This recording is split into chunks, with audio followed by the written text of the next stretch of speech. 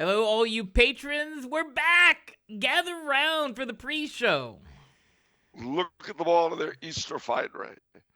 The men in their morning coats, the ladies in their Easter hats and dresses. It's, I'll tell you what, it is really Paschal time around the old Tubler House Corral. Yeah, absolutely. Was the bunny good to you? The bunny was really good to me. We have so much chocolate and so many goodies that my wife is sort of bullying me because I can't just eat all of the chocolate and all the Peeps and all the things. Like, it's sort of like, oh, here's your allotment for today. I was like, okay. But Peeps has turned into, I feel like, a controversial topic. Like, I've always loved Peeps. The chocolate bird marshmallows, for those of you who don't know. But there's a lot of hate in the younger generations for Peeps. In the office, I don't know. I'm a minority. And, I don't know. It's just marshmallows, man. It's marshmallows with sugar. It's hard to go wrong with that.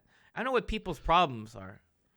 So basically, you've become a silent martyr to minor pain.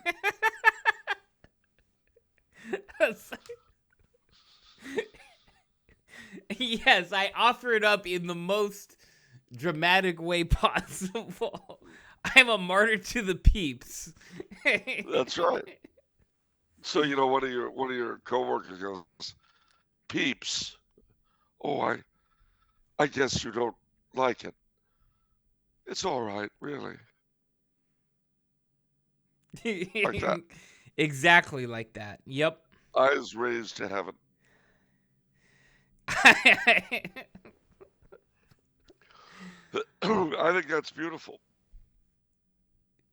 I aspire to do that more. I think that's really inspiring. That to really incorporate your faith into your life in that way.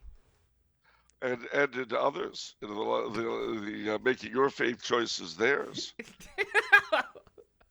So when someone stands you up or in a minor way inconveniences you, make sure A, that you forgive them, B, that you're offering it up, and please make sure they know it. Oh yes, it's all right, really. I suppose heaven understands.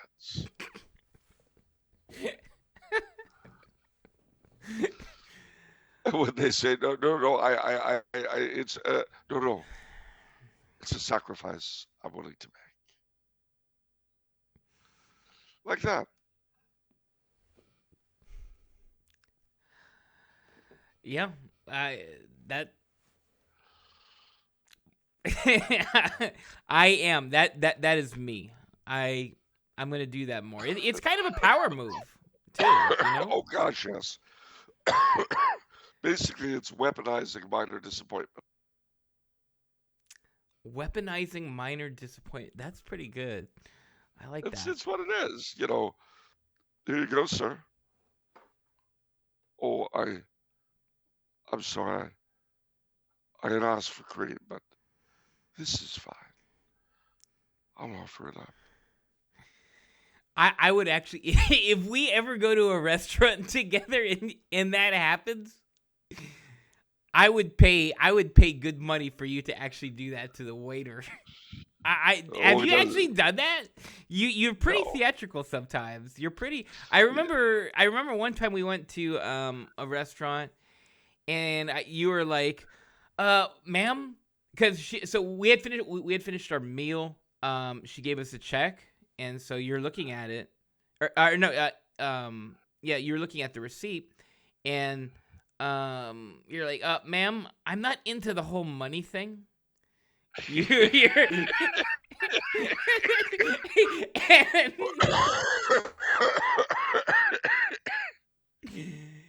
and not. I just watched her completely squirm and feel uncomfortable, and just like all the little things, just exude out of her. Well, I In, wasn't. You know, the money thing. I mean, look, I thought that the three of us, you, me, and she, had forged a relationship based upon the appreciation of the culinary art. yeah. Can you imagine how badly I felt when the whole thing was reduced to money?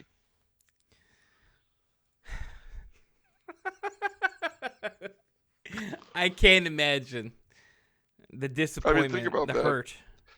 Of course, this is what I'm saying, and I have to live with this constantly. You know, it's like when you go to a Denny's. Now, Denny's is really, in a lot of ways, a foundation stone of our American popular culture. Believe me, if it's served at Denny's, it's very common. And yet, and yet, you go in and you order moons over my hammy, uh, and what happens? You finish your meal, a check comes, and they expect you to pay. I mean, why not charge people for looking at fireworks on the 4th of July? Uh, well, I guess that's true. Yeah. How about a fee for putting out the flag on Memorial Day? All right, Charles, fair. That's fair. I mean, in a sense, eating at Denny's is a patriotic duty.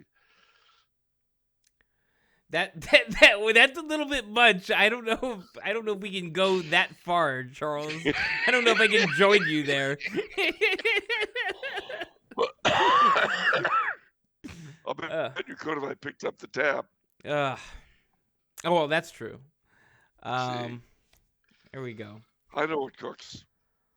All right. So obviously, as you guys can tell, Charles is under the weather, but he loves you so much. Decided the show must go on. So here we are. We're doing the Peyton pre-show. I just thought I'd let it be known what a champion Charles is. So Raw. A martyr to minor pain. Yes, I'd rather be in bed right now, but you know, all of you dear darling people out there. Okay, even I can't go on with that. Never mind. But anyway, seriously, it is great to be back. Wow, it is great to be back, and I have to say, 3 weeks on the Three Kingdoms tour. yeah, A week in Ireland, a week in England, a week in Scotland, a week in England. yeah, yeah. It's a lot. Obviously, it's taken a toll. Yeah, it took more of a toll on the Three Kingdoms having me there, but never mind. Whoa. All right. First question from good old Chicago Jacobite. He says, "Hail once again, you who greet us from the lands of emperors and DeMille. My question is that I am somewhat of a lover of the works of Compton MacKenzie, whom I don't believe you have ever mentioned. Do you have any thoughts, one way or the other, about him? He was at one time, I think, the leader of the Royal Stewart Society. President doesn't seem like the right word to describe that post. What are your thoughts on MacKenzie?" Well, for one thing, the leader is called the Governor General, so you're right. But he was. Well, what can I tell you? Sir Compton MacKenzie was great. I love his work too. He was a very, very interesting man. He was a spy during the First War and before, I think. A convert of the Chesterton Belloc era. What's the first war in? First World War. Oh, First World War. Okay. He was in the Balkans. He was a a real paladin of the Scottish Gaelic revival, a leading neo-Jacobite, as you've alluded to correctly. He wrote some tremendous novels, including his best-known Whiskey Galore, known in Britain as Tight Little Island, about what happens on a small Scottish island when a steamer runs ashore during World War II with gallons of whiskey. It has a very gravitating effect on the people. And he wrote, amongst other things, a very interesting book. I tell people if you want to debate the whole issue of Edward VIII and the abdication, you should sit down first and read Sir Compton MacKenzie's The Windsor Tapestry. Okay. All right. Question from Vendée Radio, who says, "Dear Charles, could you please juxtapose two Frances? The France of the Anointed of Reims, the bearer of the Oriflamme, Saint Louis of Saint Joan of Arc, Archbishop Lefebvre of the Galaxy of Saints, of Saint Louis de Montfort, of Saint Francis de Sales, Saint Denis, Saint Hilary of Poitiers, versus the France of Philippe le Bel, Cardinal Richelieu, the Duc d'Orléans, Voltaire, Rousseau, Jean-Paul Sartre, Simone de Beauvoir, and Simone Weil. How has the devil tailored the apostasy for the national genius?" Interesting. Well, that's a very good question. And my response would be the way he has for every other country. And there are 2 points here regarding France by 2 very different authors. The one is C.S. Lewis, who wrote a book called That Hideous Strength. They've got a very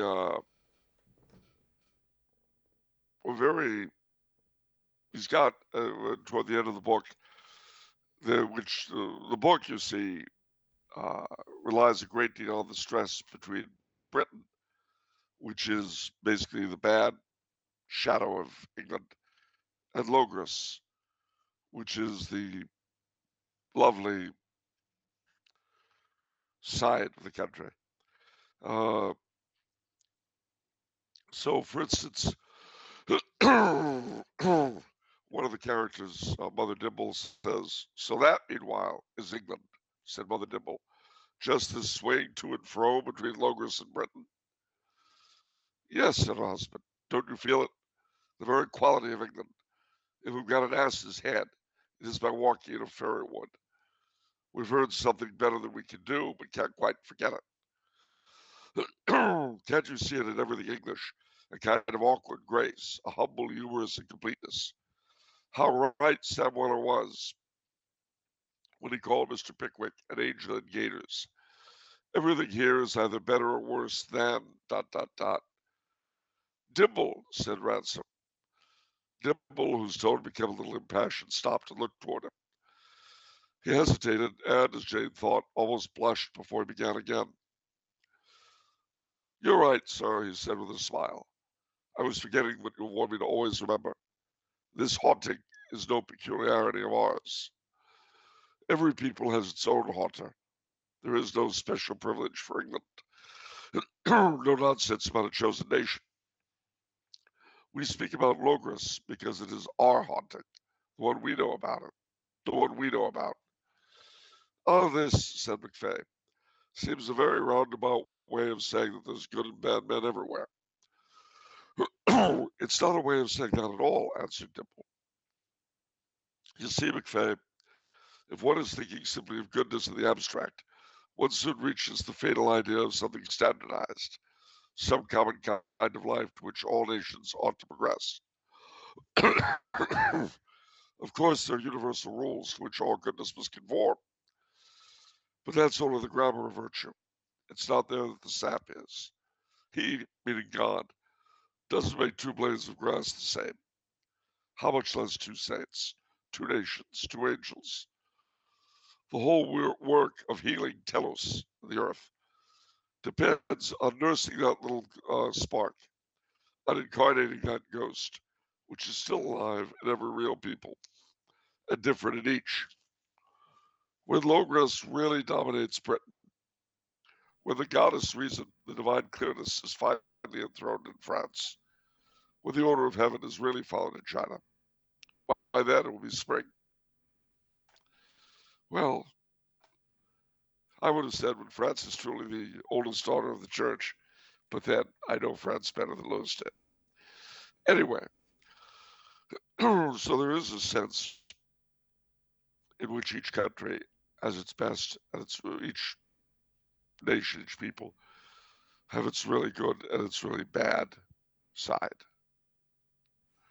As if you had two uh, nations inhabiting one space. Now, Charles, who was not to the end of his life a believer,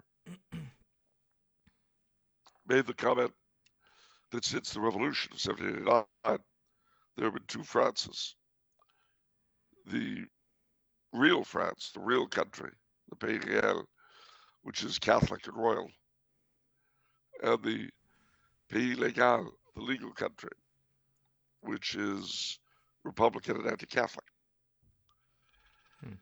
That became true in almost every Catholic country. I mean, you think of the Spain that defeated the Moors and civilized Latin America and produced the Carlists. And now what? They have a prime minister who sold his country out to traitors, literally, and is getting ready to expel the Benedictines from the Valley of the Fallen. This is what most Catholic Spain has fallen to, with a living piece of garbage dictating the destiny of the nation. Of course, the argument could be made that that's true in almost every country. It's almost as though, if you look at each country as having these two tendencies, the evil one has, for the moment, dominates plural, or dominates present tense in each of them. So Britain is running Logos, and well, the evil Chiquita is running Spain.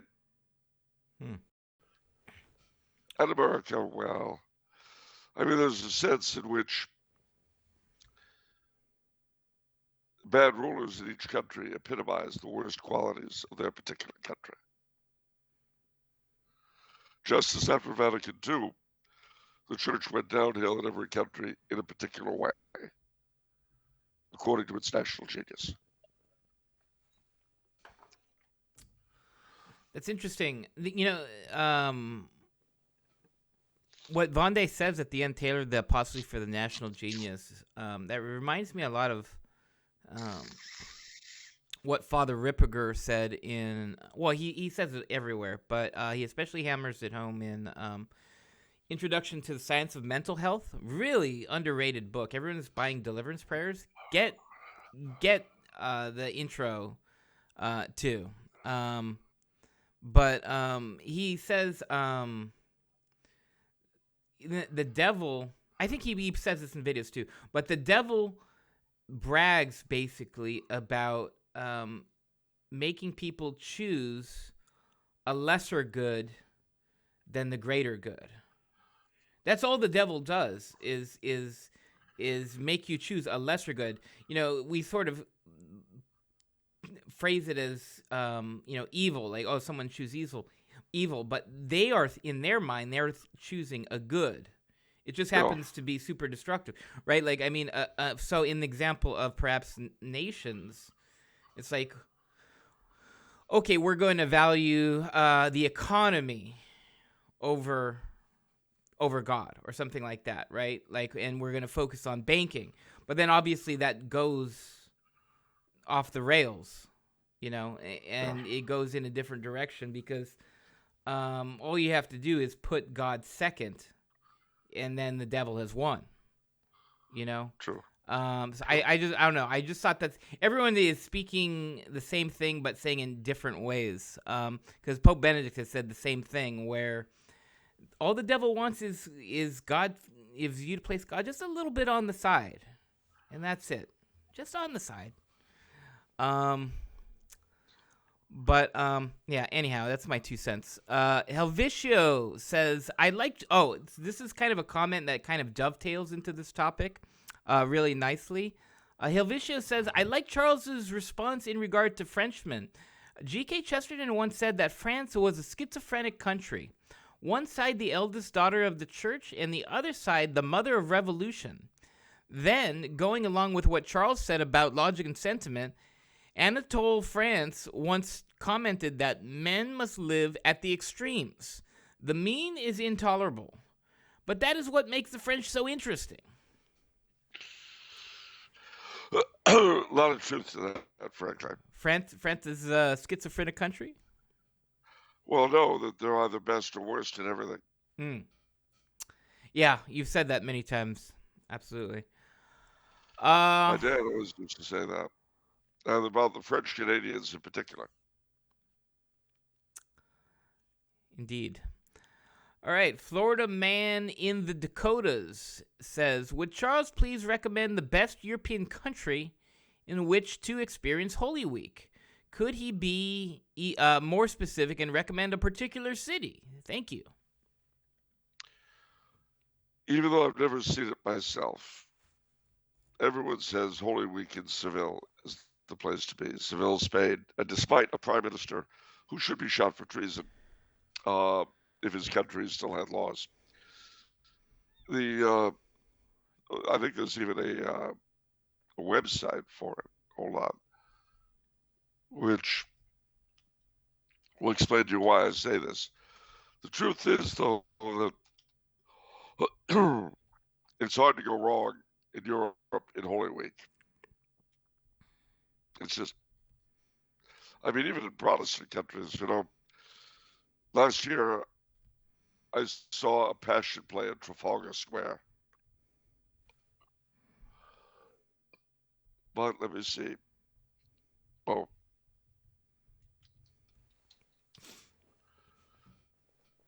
Yeah, the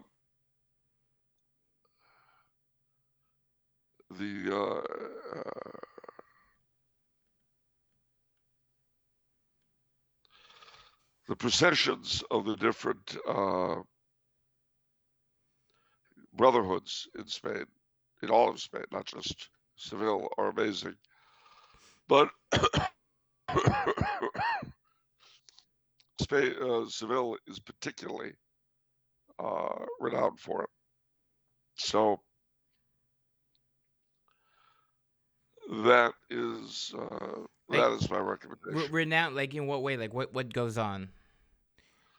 Well, they have processions by the brotherhoods in various costumes with statues of our Lord and Our Lady and various saints of the crucified Christ. And it's amazing. And what was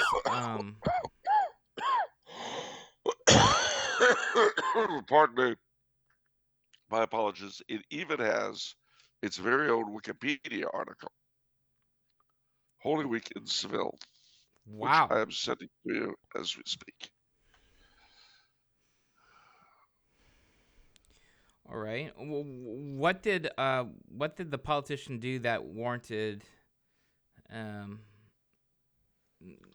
that makes you think ill of him regard to Seville? Well, not with regard to Seville, just with regard to his being Prime Minister of Spain and not in prison. In prison for what? There's treason. Treason how? Well, it's like this. Some few years ago, a group of Catalonian nationalists were in power in Catalonia, and they had an illegal referendum to pull the country out of Spain. Well, through some miracle of something or other, the Spanish establishment woke up for a moment, and the courts ruled it illegal, and the people who put it on guilty of treason. They fled the country. Well, the last elections in Spain were very close, and the power with the party with the party with the most not the most seats, but the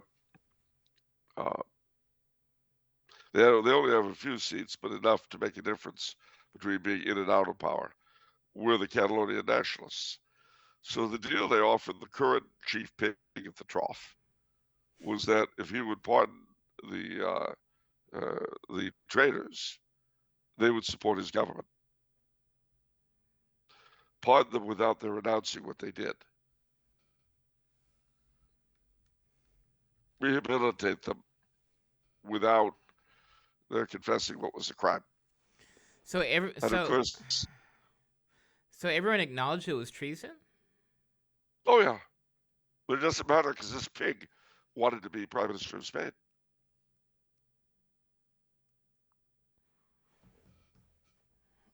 That's a strange. No, it's not. If you're a greedy piece of garbage, anything will do. Wow. So having made his deal with the devil, he sits upon his throne as Prime Minister and is now trying to work to get the Benedictine monks pulled out of the Valley of the Fallen, having already pulled Franco's body out of it. Like to shove his into it. Not dead, of course. I wish him no personal harm. Wow. I think a prolonged period with the Benedictines in the Valley of the Fallen would be helpful for him, though, to get his mind right. Whew. All right. That's the kind of governance that lurks around the world today. That crawls in the places of power, pretending it has a brain, when all it has is a lust for power. Doesn't care how it gets it. Doesn't matter. All right. I guess that's gonna do it for this pre-show. I'm gonna kind of do an audible here this week. I'm actually gonna kind of call it for this week. Charles really doesn't sound good. Charles, I appreciate you being a trooper and all this and that, but we're gonna leave it at the pre-show. No full episode this week. Oh no! I'm ready. It's hard to listen to you, Charles. To be honest, we're gonna let you recuperate. Is this better? You know what an audible is, don't you? Have you ever been to a chiropractor? It's a sports reference. It's the quarterback changes the play, so he has to call it out on the spot, and then they do something different. Well, in chiropractic, an audible is when they're making an adjustment, your back or whatever, and you hear noises. Oh, that's kind of scary. You hear noises like cracking of your back? Yeah. I hope I don't ever get a chiropractic audible. There's nothing wrong with them. They have a little excitement. Okay. Well, before you go anywhere. Yes, we've got some flags. We've got some. What are we looking at, Charles? What are we looking at here?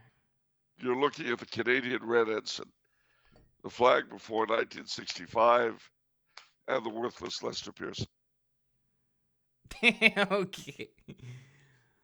All right. Now, you'll notice the coat of arms. Yeah. Well, the three gold lions are England. The rampant red lion of the gold is Scotland. The harp is Ireland. The fleur-de-lis is France. And the maple leaves are Canada. Fascinating. All right. Do you feel Canadian? I don't feel Canadian. No, I don't. But then again, I don't know what Canadian feels like. So maybe I am feeling Canadian. Well, you had a very important Italian-Canadian countryman. Yeah, the guy who did the New Year's thing. Yeah. Guy Lombardo and his Royal Canadians. Yeah. All right, that's gonna do it for this week, guys. Thank you for watching. We'll see you next week. And be there or be square.